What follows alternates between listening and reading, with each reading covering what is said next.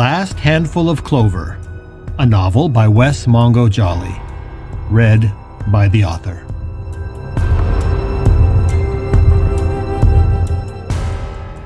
Book 2, Gifts Both Light and Dark.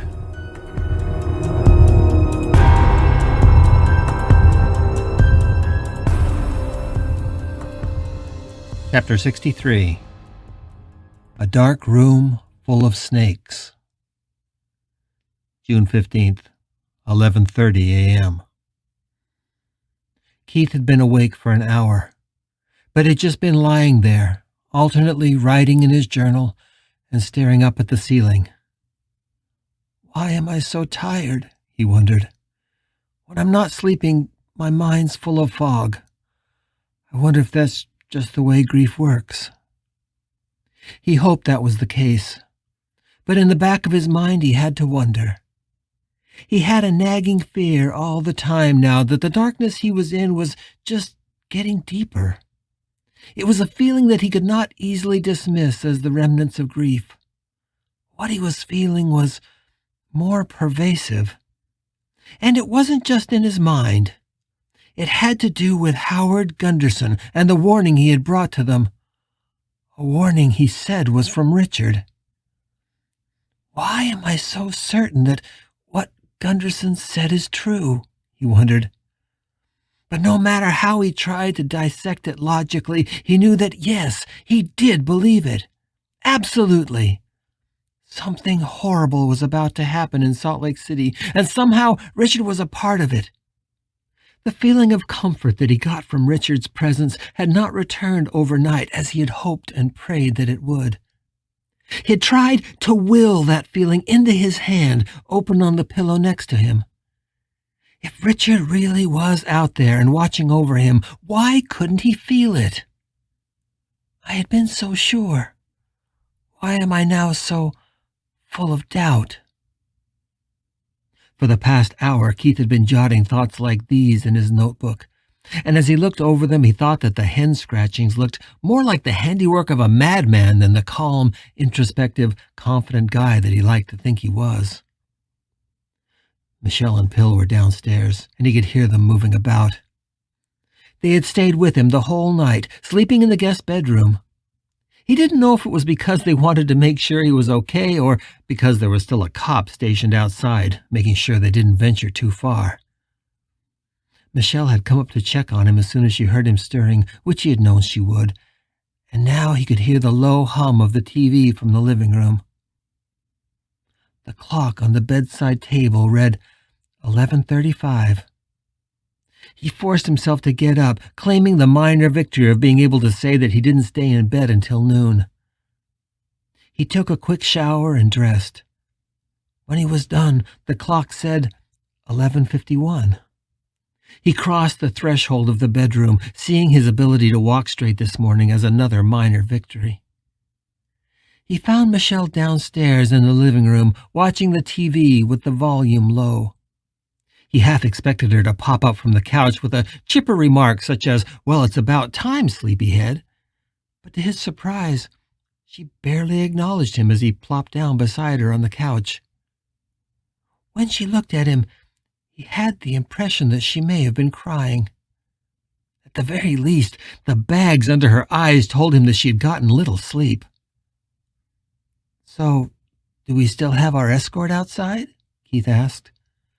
"Last I checked," Michelle said, and took his hand. He felt her lean hard against his right arm. He sighed. "Yesterday seems so surreal now. I'm still not sure it really happened." She grunted. "I know. For me, the worst part was the lying." He knew exactly what she meant. The interview with the officer that Detective Grayson had sent inside was exhausting, but they had finally convinced him they didn't know anything more than they had told Grayson. Howard had been there, he had apologized for shooting Richard, and then he had left. The hardest part was explaining why Michelle's hair was still soaked. Yes, they said, she had gone out into the rain, but not while he was there. She'd gone out after he left, trying to see where he had gone. Keith wasn't sure that the officer had believed them. He kept giving them glances that showed he was at least skeptical, but he hadn't persisted, and eventually he'd left. "Have you heard from Grayson this morning?" Keith asked. "No. Hopefully we won't. If we're lucky, that will be the end of it. At least for now." "I don't think we're going to be that lucky," Keith said morosely. "If, or more likely when, they catch Howard wearing Richard's clothes, we're going to have some more explaining to do. What are we going to say?" Michelle didn't look at him, but he could feel the tension in her. "I've been thinking about that. If they catch him, and he gives up that he's in Richard's clothes, I think we have to come clean.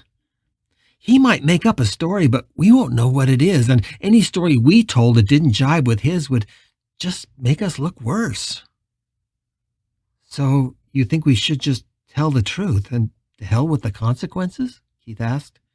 "Yeah, I even think we should consider doing it before they catch him. It'll go easier on us if we do, I think." "Have you talked to Pill about this?" "No, not yet. I wanted to talk to you first." Keith was quiet as he contemplated what Michelle was saying. It made sense. All they could hope for is that the cops would write off their inexplicable actions as the result of their grief and go easy on them.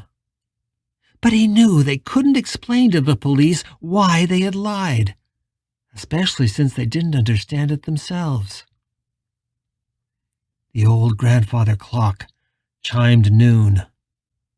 For some reason, the sound of it caused a rush of anxiety in Keith, and Michelle sensed it, or else she was feeling it too. They clung to each other on the couch, holding their breath until the last chime. The TV was tuned to the noon broadcast of the news, and together they watched it in silence. The station led with news on Howard Gunderson, and the chipper young actress-turned-journalist reported that there was still no news on the escaped murder suspect. That report was followed up by an interview with a neighbor of the police officer who had helped Gunderson escape, and who had then run over the pedestrians downtown. It was the typical interview you always hear after a slaughter. He was a good family man, and no, I have no idea why he would do something like this. The whole spectacle made Keith feel nauseous. "Sometimes it feels like the world is a huge dark room full of snakes," Keith said, "and that none of us know where we can step without being bitten." It was 12:05, according to the grandfather clock. "Why am I so obsessed with the time?" Keith wondered. "Where's Pill?" he finally asked. "Oh, he had to run home for a bit," Michelle said, "just to water the plants and feed the fish. He promised our guardian angel outside that he'd be back soon. We've both taken the day off work." "Thank you, P," Keith said, leaning his head against hers. "You two have been amazing." She didn't respond, but he felt her squeeze his hand tighter. A young reporter was on the TV now, rattling away about some human interest story. And then suddenly she was interrupted right in the middle of a sentence as the camera cut back to the anchor behind her desk. She was clearly listening to something on her earpiece. "I'm sorry. I'm afraid I'm going to have to interrupt your story, Sasha. I'm just getting reports of an incident now. The reports we're getting are of a shooting at the Chuckarama Buffet in Sugar House. We have reporters on the way, but here's what I can tell you now." "Jesus Christ," Michelle whispered. "What is happening in this fucking city?" She got up and switched off the TV, which Keith had to admit was a relief. They had all been too glued to that stupid box for the past week. The silence immediately felt calming. The window to the right of the one that was still boarded up was open, and a light breeze filtered through the curtains, billowing them gently into the room. It was through that window they heard it. "What is that?" Keith asked. "It sounds like somebody screaming. It's a long way away, but—" Michelle shivered visibly. "That's not a TV or something. I think that's a real scream." She quickly rushed past Keith, who was still on the couch, and headed for the front door. Keith jumped up as quickly as he could and followed her, his thick, bare feet padding on the carpet. By the time he caught up, she was already out on the front porch and turning her head like a cat, trying to pinpoint the source of the screaming. "I can't place it," Michelle said, "but that sounds horrible, like somebody's being hacked to death or something." "It has to be a TV, or a prank," Keith said, his arms showing visible goosebumps in the warm summer air. "I don't think so," Michelle said. "But it's got to be at least a few blocks away, maybe to the north? I don't know, I can't really tell." Keith looked across the street. The cop car was still there, but its windows were up and the guy inside probably had the radio playing. The screaming wasn't loud at this distance, so it was unlikely the cop could hear it, and he hadn't glanced their way to see the two of them standing on the porch. At least, not yet. "I'm going to tell the cop," Michelle said, and started down from the porch. But before she reached the sidewalk, the screaming stopped, and she froze on the edge of the grass. The silence that followed was eerily profound. There wasn't even a breath of wind, and the sun was high and brilliant above their heads. The air felt dense from the rain the day before, and the moisture swallowed even more of the sound. Michelle just stood at the edge of the sidewalk, listening, and Keith slowly crossed the lawn and joined her there. The moist grass felt good on his bare feet. As Keith watched, a child ran by. He was a boy, perhaps 12 years old, with dark hair and freckles. He had a wide-eyed expression on his face, like he had just witnessed something terrifying. And as he came closer to them down the quiet street, Keith realized he wasn't freckled at all. What he had first taken for freckles actually now looked like something red splattered across his face. Michelle didn't notice, and Keith was just getting ready to tell her what he had seen when they both heard and felt an explosion. It too was far away, but it was strong enough to shake their feet, and Keith instinctively reached out for Michelle's arm. A plume of black smoke drifted lazily into the air to the southeast, perhaps somewhere over Sugar House. Sirens bloomed into the summer air, blending into a mournful wail that seemed to come from everywhere. Keith was chilled, and now even Michelle's intention of crossing the street to talk to the cop seemed like a bad idea. "Mish, I think we need to go back inside," he said.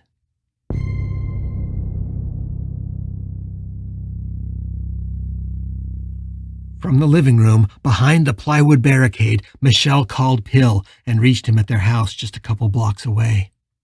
As she spoke to him, Keith could hear the fear in her voice. Terror had gripped them both like an icy hand. With Pill still on the line, Michelle turned to Keith. "Pill says everything is fine there, and he didn't hear anything. He didn't hear the screaming, and he didn't hear the explosion. He says that he's just going to feed the fish, and then he'll be right back over." She put the phone back to her ear. "Please, hurry, honey. I'm scared, and I don't know what—" Michelle's face crumpled, and she pulled the phone away from her ear suddenly, as if she didn't recognize what it was. "What happened?" Keith asked, already knowing what she was going to say. "The phone just went dead. He was there one minute, and I could hear him talking, and then he wasn't." "Call him back," Keith said, feeling a thread of panic making its way through his chest. Michelle tried, but the call wouldn't go through. As she kept trying, Keith looked out the window at the street. Everything out there looked just like it always did.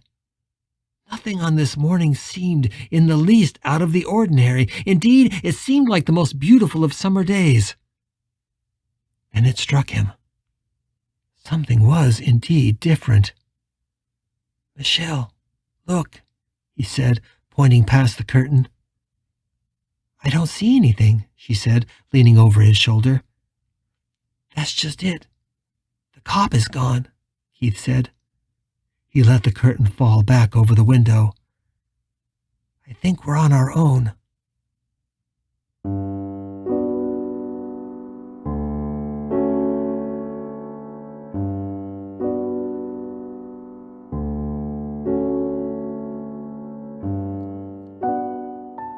There is a fragility in this life.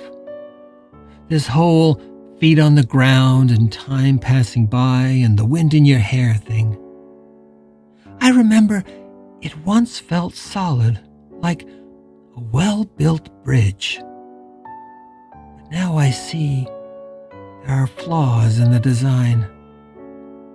Wings are brittle things. Beautiful patterns in powder, easily smudged or pecked by hungry birds. Lost battles that leave us flexing and relaxing, flexing and relaxing on wintry morning pavement. And I would have spared us this, my love. I would have found a high branch for us, or deep grass, or a pocket in your oversized shirt. I would have stayed asleep, holding your hand on my pillow, my steady guardian at the mouth of the cave. Alas, we cannot bend space, and we cannot turn back time. If we could, I would fold heaven and earth into a clumsy paper airplane that we could hurl at light speed around the sun. We'd build a suit of armor out of our desire. You would vibrate inside of me while your endless song fills my naked need. Excerpt from Before the Fall by Keith Woo, as it appears in The Heavy Work of Vanishing, the collected poetry of Keith Woo.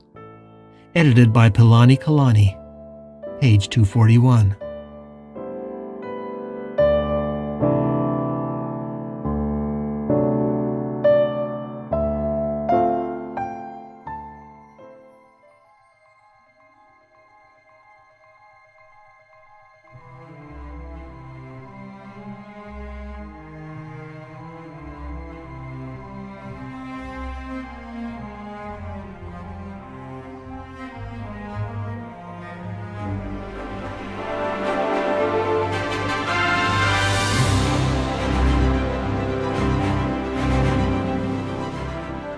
You're listening to The Last Handful of Clover, a novel by Wess Mongo Jolley.